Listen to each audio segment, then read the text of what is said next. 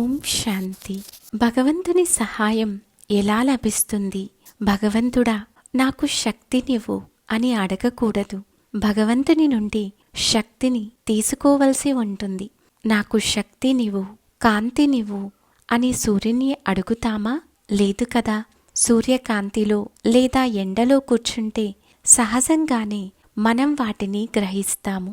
శాంతి సాగరుడైన పరమేశ్వరుడు శాంతి యొక్క వైబ్రేషన్స్ని స్థిరంగా రేడియేట్ చేస్తున్నారు.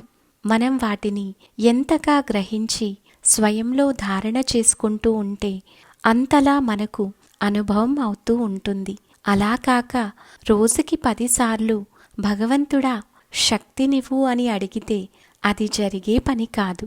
ఎవరినైతే మనం స్మృతి చేస్తామో వారి ఫ్రీక్వెన్సీతో మనం కనెక్ట్ అయిపోతాం. ఎంత సమయం మనం ఒకరి గురించి ఆలోచిస్తే అంత సమయం ఆ వ్యక్తి యొక్క వైబ్రేషన్స్తో కనెక్ట్ అవుతుంటాం. ఇప్పుడు మనం రోజు ఒక్క ఆలోచనని క్రియేట్ చేద్దాం. నేను శక్తిశాలి ఆత్మను, శక్తి సాగరుడైన పరమాత్ముని ముందు కూర్చున్నాను. పరమాత్మ సర్వశక్తివంతుడు. ఆత్మనైన నాలో అతని సర్వశక్తులు నిండుతున్నాయి అనే సంకల్పం చేస్తూ దానిని విజువలైజ్ చేసుకుందాం. భగవంతుడు అనంతమైన ప్రేమ, శక్తి మరియు శాంతి యొక్క మూలం. మనం అడిగినప్పుడే తాను రేడియేట్ చెయ్యరు, తాను స్థిరంగా రేడియేట్ చేస్తూనే ఉంటారు.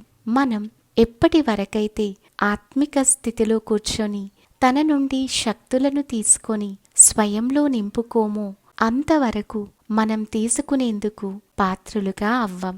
ఇచ్చేవారైతే సదా ఆ పరమేశ్వరుడు ఇస్తూనే ఉన్నారు. కావున వారి నుంచి మనం ఆ శక్తిని స్వయంలో నింపుకుందాం. శాంతి.